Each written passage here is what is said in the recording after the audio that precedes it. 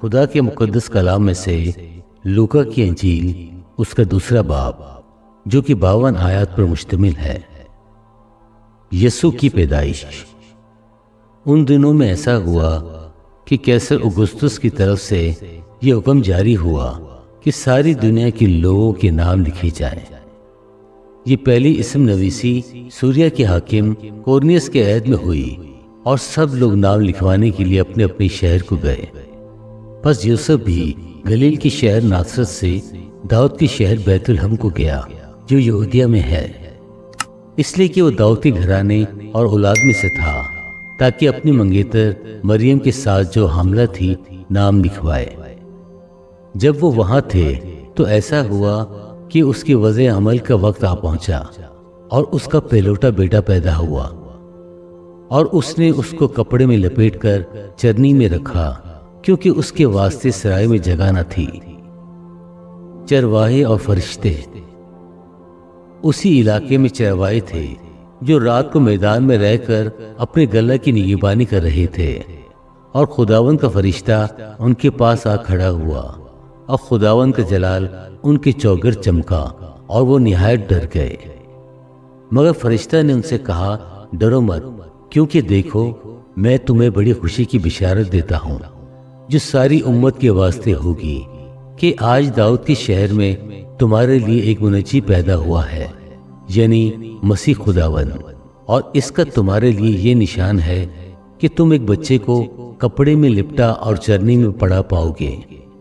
اور یکایک اس فرشتہ کے ساتھ آسمانی لشکر کی ایک گروہ خداوند کی حمد کرتی اور یہ کہتی ظاہر ہوئی کہ عالم بالا پر خداوند کی تمجید ہو، اور زمین پر ان آدمیوں میں جن سے وہ راضی ہے صلح۔ جب فرشتے ان کے پاس سے آسمان پر چلی گئے تو ایسا ہوا کہ چرواہوں نے آپس میں کہا کہ آؤ بیت الحم تک چلیں اور یہ بات جو ہوئی ہے اور جس کی خداوند نے ہم کو خبر دی ہے دیکھیں۔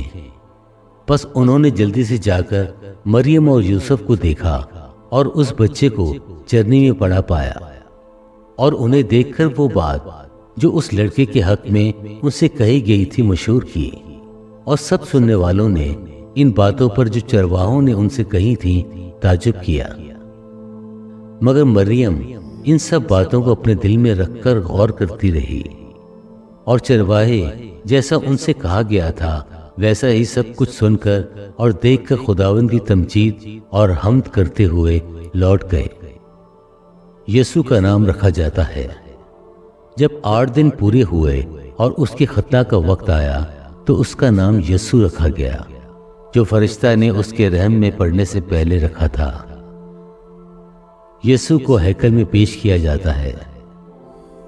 پھر جب موسیٰ کی شریعت کے موافق ان کے پاک ہونے کے دن پورے ہو گئے تو وہ اس کو یروشلم میں لائے تاکہ خداوند کے آگے حاضر کرے، جیسا کہ خداوند کی شریعت میں لکھا ہے کہ ہر ایک پہلوٹا خداوند کے لیے مقدس ٹھہرے گا۔ اور خداوند کی شریعت کے اس قول کے موافق قربانی کرے کہ کمریوں کا ایک جوڑا یا کبوتر کے 2 بچے لاؤ۔ اور دیکھو یروشلم میں شمعون نام ایک آدمی تھا، اور وہ آدمی راست باز اور خدا ترس اور اسرائیل کی تسلی کا منتظر تھا، اور روح القدس اس پر تھا، اور اس کو روح القدس سے آگاہی ہوئی تھی کہ جب تک تو خداوند کے مسیح کو دیکھ نہ لے موت کو نہ دیکھے گا۔ وہ روح کی ہدایت سے ہیکل میں آیا، اور جس وقت ماں باپ اس لڑکی یسوع کو اندر لائے تاکہ اس کے لیے شریعت کے دستور پر عمل کریں، تو اس نے اسے اپنی گود میں لیا اور خدا کی حمد کر کے کہا کہ اے مالک، اب تو اپنے خادم کو اپنے قول کے موافق سلامتی سے رخصت کرتا ہے، کیونکہ میری آنکھوں نے تیری نجات دیکھ لی ہے جو تو نے سب امتوں کے روبرو تیار کی ہے، تاکہ غیر قوموں کو روشنی دینے والے نور اور تیری امت اسرائیل کا جلال بنے۔ اور اس کا باپ اور اس کی ماں ان باتوں پر جو اس کے حق میں کہی جاتی تھیں تعجب کرتے تھے۔ اور شامون نے ان کے لیے دعائے خیر کی، اور اس کی ماں مریم سے کہا، دیکھ یہ اسرائیل میں بہتوں کے گرنے اور اٹھنے کے لیے اور ایسا نشان ہونے کے لیے مقرر ہوا ہے جس کی مخالفت کی جائے گی، بلکہ خود تیری جان بھی تلوار سے چھن جائے گی، تاکہ بہت لوگوں کے دلوں کے خیال کھل جائیں اور عاشر کی قبیلہ میں سے ہنا نام فنوئیل کی بیٹی ایک نبیہ تھی۔ وہ بہت عمر رسیدہ تھی اور اس کے لیے اپنے کنوارے پن کے بعد 7 برس ایک شوہر کے ساتھ گزارے تھے۔ وہ 84 برس سے بیوہ تھی اور ہیکل سے جدا نہ ہوئی تھی، بلکہ رات دن روزے اور دعاؤں کے ساتھ عبادت کیا کرتی تھی۔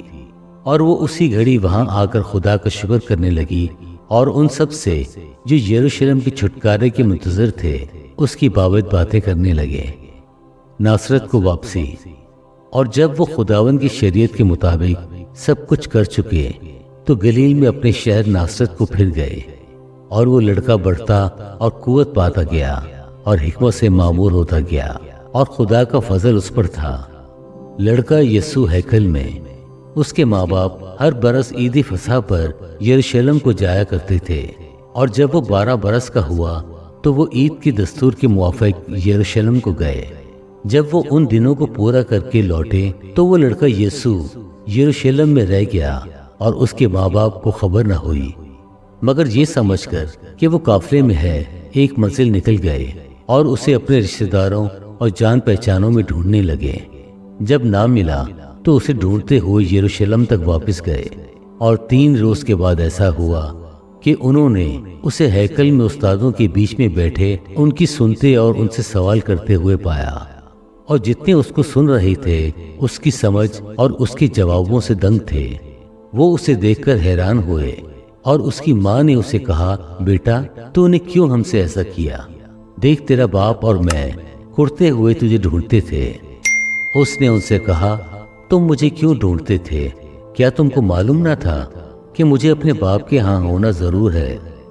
مگر جو بات اس نے ان سے کہی اسے وہ نہ سمجھے، اور وہ ان کے ساتھ روانہ ہو کر ناصرت میں آ گیا اور ان کے تابع رہا، اور اس کی ماں نے یہ سب باتیں اپنے دل میں رکھی۔